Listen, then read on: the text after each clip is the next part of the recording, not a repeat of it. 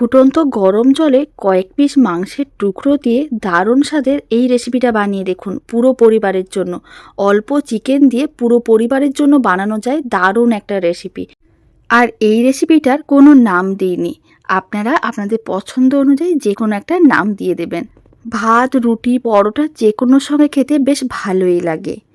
রেসিপিটি বানানোর জন্য প্রথমে আমি একটা মিক্সির জার নিয়েছি, আর তার মধ্যে দিয়ে দিচ্ছি দুটো পেঁয়াজ। পেঁয়াজগুলোকে ঠিক এইভাবে 4 ভাগে ভাগ করে রেখেছিলাম। পেঁয়াজের টুকরোগুলো দিয়ে দিলাম, আর আমি দিয়ে দিচ্ছি একটু আদার টুকরো, খোসা ছাড়িয়ে রেখেছিলাম, আদার টুকরোটাও দিয়ে দিলাম। 8-9টার মতন রসুন কোয়া দিয়ে দিতে হবে।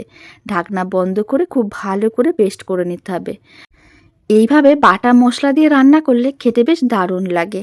এখন মশলা বাটাটা এক সাইডে রেখে মিক্সির জারটা খুব ভালো করে ধুয়ে নিয়েছিলাম। মিক্সির জারের মধ্যে দিয়ে দিলাম 100 গ্রাম টক দই, 3 চামচের মতন চার মগজ দিয়ে দিচ্ছি। চার মগজ না থাকলে কাজু বাদাম দিয়ে দিতে পারেন 7-8টার মতন। একই রকমভাবে ঢাকনাটা বন্ধ করে দিতে হবে। খুব ভালো করে পেস্ট করে নিতে হবে। টক দই আর চার মগজ খুব ভালো করে পেস্ট করে এক সাইডে রেখে দিচ্ছি। আর কড়াইটাকে গ্যাসের ওভেনের ওপরে বসিয়ে দিয়েছিলাম। কড়াই গরম হয়ে গেছে, বেশ কিছুটা পরিমাণ জল দিয়ে দিতে হবে। জল ভালো করে গরম করে নিতে হবে। যখন জল ভালো করে গরম করা হয়ে যাবে, কয়েকটা চিকেনের টুকরো দিয়ে দিতে হবে। তবে খুব বেশি চিকেন ছিল না, তাই আমি 6-7 পিস চিকেনের টুকরো ছিল, সেই সমস্তগুলো কড়াইয়ের মধ্যে দিয়ে দিলাম। আর ফ্লেমটা মিডিয়াম টু হাইতে রাখতে হবে। এইভাবে 5 থেকে 7 মিনিটের মতন চিকেনের টুকরোগুলোকে সেদ্ধ করে নিতে হবে। একেবারে খুব বেশি সময় ধরে সেদ্ধ করা যাবে না। 5 থেকে 7 মিনিট মিডিয়াম টু হাই ফ্লেমে চিকেনের টুকরোগুলো সেদ্ধ করে নিতে হবে, যাতে চিকেনটা একটু সফট হয়ে যায়। প্রায় 7 মিনিটের মতন সময়ের প্রয়োজন পড়েছিল। চিকেনের টুকরোগুলো আপনারা দেখুন সেদ্ধ হয়ে গেছে। এবার এই চিকেনের টুকরোগুলোকে তুলে একটা প্লেটের মধ্যে এক সাইডে রেখে একটু ঠান্ডা করে নিতে হবে। হাত দেওয়া যাবে এরকমই ঠান্ডা করে নিতে হবে। আর এই জলটা কিন্তু ফেলে দেওয়ার দরকার নেই। এই জলটা আপনারা কিন্তু রেখে দিতে পারেন। যে কোনো রান্না, মানে যে কোনো আমিষ জাতীয় রান্নায় দিয়ে দেখবেন, খেতে ভালো লাগবে। তবে জলটা আমি পরে ব্যবহার করব, আলাদা করে রেখে দিলাম। আর এদিকে চিকেনের টুকরোগুলো অনেকটা ঠান্ডা হয়ে গেছে, হাত দেওয়া যাচ্ছে। এখন চিকেনের টুকরোর মধ্যে যে হাড় আছে সেইগুলোকে কিন্তু এরকমই বেছে নিতে হবে। আর সলিড পিসগুলোকে এরকম ছোটো ছোটো টুকরো করে ছিঁড়ে নিতে হবে, বা কেটে নিতে চাইলেও ছুরি দিয়ে কেটে নিতে পারেন। সমস্ত চিকেনের টুকরোগুলো একইভাবে আমি হাড়গুলোকে বাদ দিয়ে সলিড পিসগুলোকে ছোটো ছোটো টুকরো করে ছিঁড়ে নিচ্ছি। সমস্ত চিকেনের টুকরোগুলোকে এরকমই ছোটো ছোটো টুকরো করে নিয়েছিলাম, এক সাইডে রেখে দিলাম। কড়াইয়ের মধ্যে দিয়ে দিতে হবে বেশ কিছুটা পরিমাণ সর্ষের তেল। আমি এখানে রান্নাটা সর্ষের তেল দিয়ে করছি, তবে আপনারা চাইলে সাদা তেল দিয়েও করে দেখতে পারেন, খেতে ভালোই লাগবে। আর আমি নিয়েছি একটা বড় সাইজের পেঁয়াজকে এরকমই ছোটো ছোটো টুকরো করে কেটে রেখেছিলাম, মানে এরকমই চৌকো টাইপের টুকরো করে রেখেছিলাম। সেই সমস্ত পেঁয়াজের টুকরোগুলো দিয়ে দিলাম, আর অল্প করে একটু লবণ দিয়ে দেবো। এতে পেঁয়াজের টুকরোগুলো একটু নরম হয়ে যাবে, তবে খুব বেশি নরম করে ভাজা যাবে না। মোটামুটি 2 মিনিটের মতন মিডিয়াম টু হাই ফ্লেমে নাড়াচাড়া করে ভেজে নিতে হবে, যাতে ক্রাঞ্চি ভাবটা থাকে, তাহলে খেতে বেশ ভালো লাগবে। 2 মিনিট এইভাবে নাড়াচাড়া করে নেওয়ার পরেই দেখতে পাবেন পেঁয়াজগুলো হালকা ভাজা হয়ে আসছে। তারপরে ফ্লেমটা মিডিয়ামে করে দিতে হবে, আর ভেজে নেওয়া পেঁয়াজের টুকরোগুলোকে তুলে যে কোনো একটা বাটি বা বোলের মধ্যে আলাদা করে রেখে দেবেন। এটা কিন্তু শেষে ব্যবহার করতে হবে, তাহলে রান্নার স্বাদ দ্বিগুণ হয়ে যাবে। আর কড়াইতে দেখুন এখনও পর্যন্ত বেশ কিছুটা পরিমাণ সর্ষের তেল আছে। তার মধ্যে আমি যে বাটা মশলাটা প্রথমে দেখিয়েছিলাম বানানো, সেই বাটা মশলা দিয়ে দিলাম। বাটা মশলা দেওয়ার পরে অল্প করে একটু জল দিয়ে দেবো। এইভাবে অল্প জল দিয়ে মশলা কষালে রান্নার স্বাদ একেবারেই আলাদা হয়।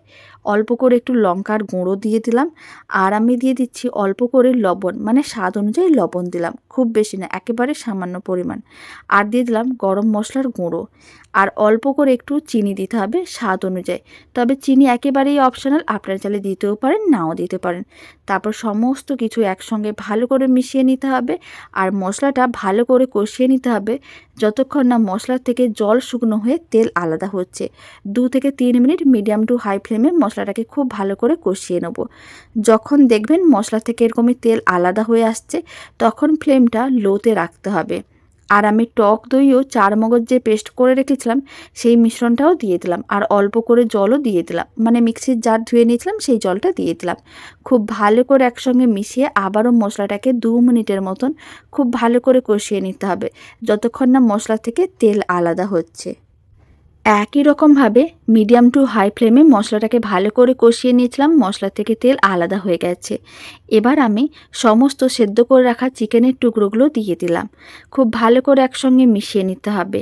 আর এইভাবে 2 মিনিটের মতন নাড়াচাড়া করে নিতে হবে, যাতে মশলার সঙ্গে চিকেনের টুকরোগুলো একটু ভাজা ভাজা হয়ে যায়। খেতে ভীষণ ভালো হয়, রুটি, পরোটা, ভাত যে কোনোর সঙ্গে খেতে বেশ ভালো লাগে। 2 মিনিট পরে আবারও অল্প করে একটু জল দিয়ে দিলাম। এই সময় কিন্তু আমি চিকেনের জলটা যে আলাদা করে রেখেছিলাম সেই জলটাও দিতে পারেন, বা আপনারা এমনি জলও দিতে পারেন, কোনো অসুবিধা নেই, চিকেনের জলটা দিলেও হবে।